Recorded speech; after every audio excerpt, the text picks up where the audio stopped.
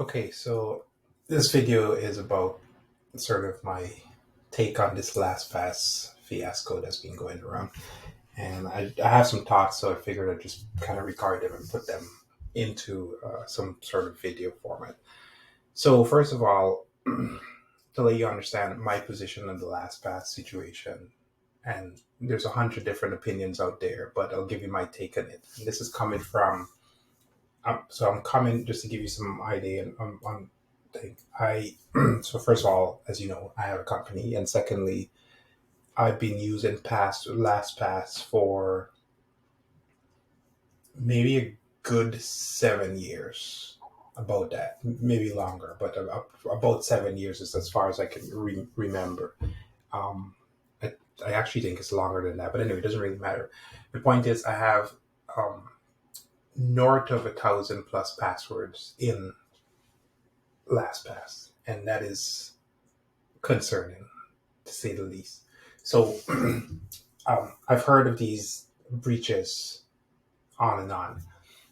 The thing that I find very interesting and fascinating about this entire conversation is that all the while, my understanding of the LastPass situation was that the vault was encrypted, which it was, and that all of the data that you enter into the tool was also encrypted.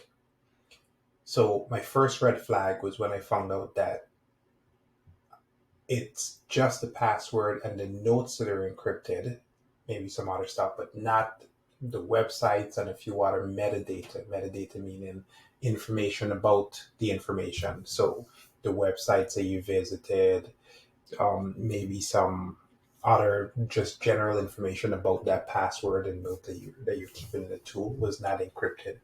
And from a technical standpoint, I could kind of semi understand why they would do that because maybe they want to log certain things. Maybe it allows them to easily be able to like inject the password thing into different websites to be able to pull the passwords and stuff like that. So there's probably technical reasons as to why they made that decision choice.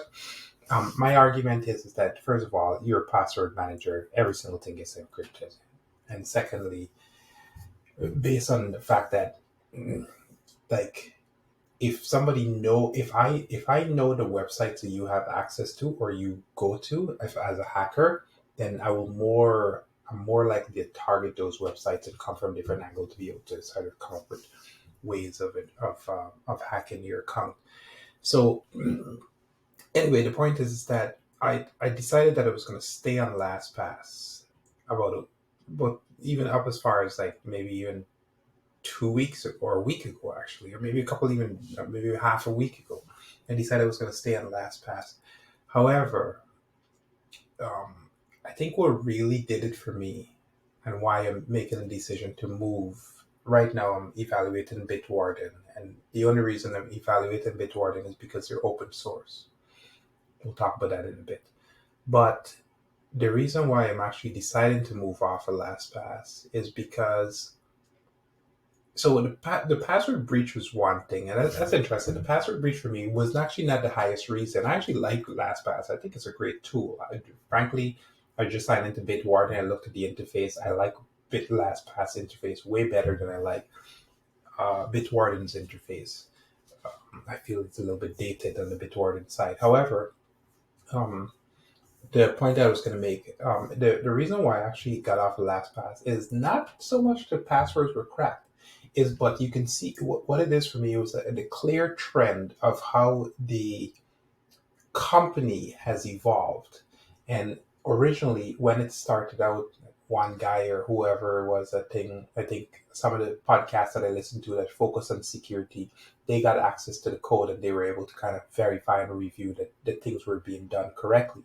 And so at the time, that was the knowledge that we had about passwords, and that made sense. And so based on that recommendation, I actually moved on to LastPass. For me, what it is that LastPass has now gone through several iterations as a company. This is kind of the startup thing that I'm thinking about to kind of bring it back to my world a little bit. So as you evolve as a startup company, right, when you start, you're sort of like true to your nature, right? Like it's who you are as an individual. And so the company must do these certain things because it's the founder's value, right? However, as the company evolves and it gets bought out or acquired or more investment comes in, what happens is those principles that the original founder had kind of gets diluted. And in this particular case, it's very clear that the mission the LastPass initially had has gotten diluted over the years. And now you have, frankly, where it's at today is a bunch of hedge funds, no offense to hedge funds people, but they also have a different way of thinking about the world, right? Like they're weird, like they look at LastPass as an asset. And for us, it's like, well, LastPass is where all my life is stored. Those are two different things, right? So looking at it from an asset, it's how can we cut corners? What can we do to sort of trim the fat, right? And there's certain things that you just have to be a little bit more careful with, right? So this is one of them. The fact that this password manager tool was just acquired and acquired. First, it was by log me in, and then again that thing. And I don't remember all the details. Doesn't really matter. You can go look it up. The point is, it's been acquired multiple times, and every single time it got acquired, it sounds like the company culture and the mission of the company and what it stood for, and even the processes got diluted. So for me, the real reason why I'm actually evolving and deciding to jump ship to try and now figure out how to move my 1,000+ passwords over to another password manager, possibly Bitwarden. I've already paid for it, and I'm going to take. What I like about it is that this is actually an opportunity for me to first of all revisit all passwords, maybe not all 1,000. Um, but obviously the highest priority ones, reorganize them. And also one of the challenges that I've had is I've been struggling with giving passwords to my employees. So I'm going to set them up so that for the ones that I care about that have high requirements for passwords, that they'll be able to log into the system using a password manager and not having that password stored in their system locally. So this is forcing me to do some things around my life. But the bottom line is that I'm moving off of LastPass, not necessarily because of breach, because I think the breach is important, but I also believe that they honestly, as a company, learned a lot of stuff from this, and I think they'll do better. I genuinely believe that. At least that's it. That's the optimism inside of me. But I think for me, the problem is that the fact that there's these hedge funds company that are kind of sitting on the shoulders of this company will always, in my opinion, allow them to make poorer choices in the future. And frankly, if these guys, aka the hedge funds guys, feel like this company is not making enough money, they'll sell it off. This is just an asset to them in their world. And so, for that particular reason, I need to kind of evolve my way of thinking about the company and what is it that they are doing, whether they rectify this problem or not. So this is kind of I'm making a transition. I'm going to do it meticulously and slowly because I'm going to rethink the way that I think about passwords and whatever.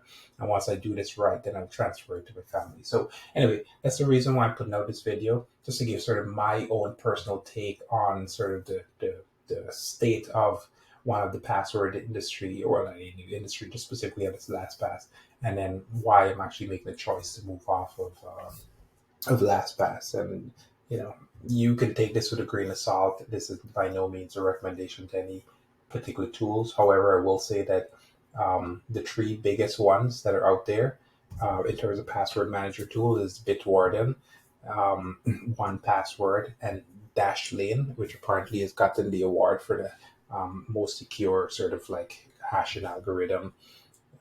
So anyway, so take that with a grain of salt. Go use whatever password manager tool. Just use a password manager tool and make sure that you have two-factor authentication on it, so that in the event that there is a breach like this, hopefully two-factor will kind of save you a little bit. So, okay, that's it. That's my opinion for today. Thank you.